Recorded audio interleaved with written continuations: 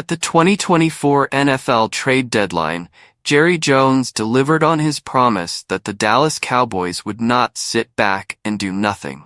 A source with knowledge of the arrangement informed Tyler Dragon of USA Today Sports that the Cowboys agreed to buy wide receiver Jonathan Mingo from the Carolina Panthers on Tuesday, sending out a fourth-round draft selection in exchange for a seventh-round pick.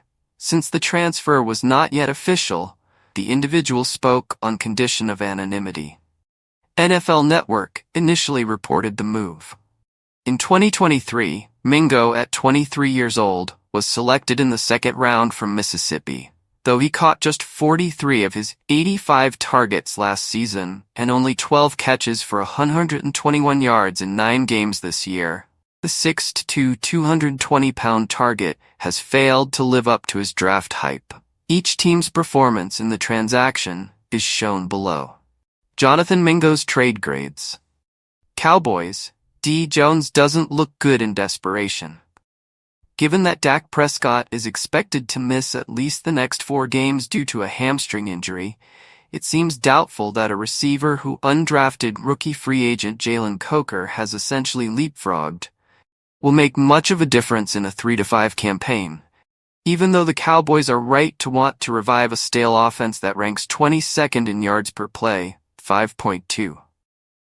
Furthermore, there is no evidence that such a hefty price was necessary, making the return of a fourth-round draft selection downright perplexing. Jones' explanation before the deal that the Cowboys were bringing on a receiver they liked during the draft process seems to indicate the team is doubling down on an evaluation miss and focusing on pre-draft perception rather than professional performance. Even though Mingo might have some unrealized potential that can be unlocked in a different environment. Panthers.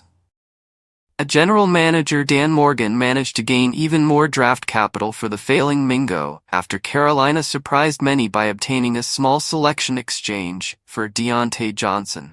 Since he hasn't recorded a reception in the previous 3 games, the second-year receiver is practically a non-factor in the offense. This is as good as it gets when the prior administration lays the bait for a probable blunder.